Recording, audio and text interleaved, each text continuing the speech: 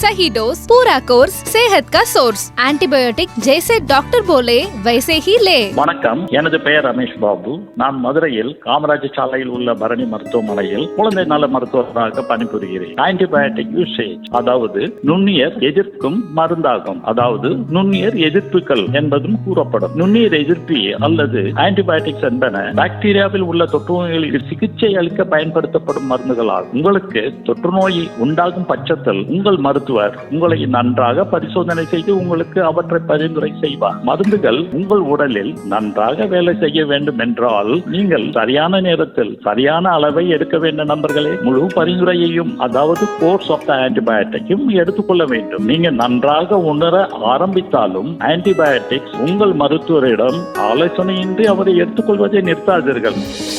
This is brought to you by Adherence है जरूरी patient awareness initiative by Cipla.